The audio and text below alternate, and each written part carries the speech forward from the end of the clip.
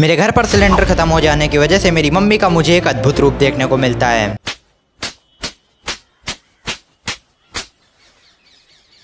मेरी मम्मी मुझे तुरंत सिलेंडर लाने के लिए बोलती हैं, पर मम्मी अभी तो सिलेंडर नहीं मिल रहा है।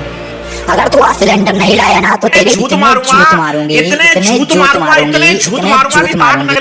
मेरी मम्मी की इस धमकी सॉरी आदेश के बाद मैं तुरंत अपनी कैंपर को लेकर के निकल जाता हूँ एजेंसी के लिए।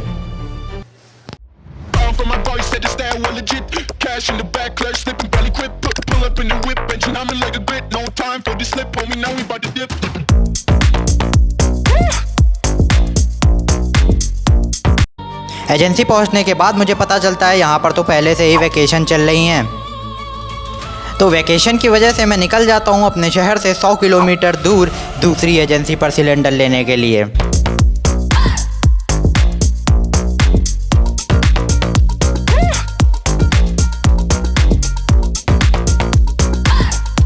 और यहाँ पर मेरे ऊपर बड़ा भयानक जादू कर दिया जाता है, जिससे मेरे कपड़े ही बदल जाते हैं और पुलिस द्वारा मेरे ऊपर पुष्प वर्षा भी की जाती है।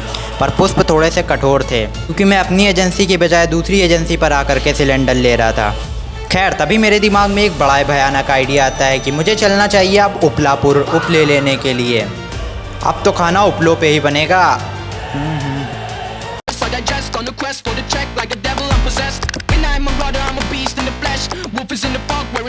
चाचा उपले कितने के दे रहे हो?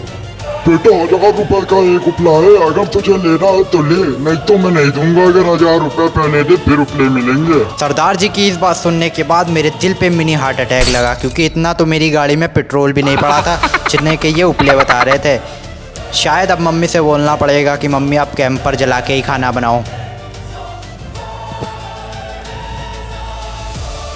पर घर पहुंचने के बाद तो पता चला कि मेरे पिताजी ने अभी अभी एक चूल्हे को निर्माण किया है और मेरे पिताजी ने उस पर गरम गरम आलू के पराठे बनाए थे, जिसको खाने के बाद बहुत ही ज़्यादा मज़ा आ गया। पर तभी मेरी मौसी जी का फ़ोन आ जाता है।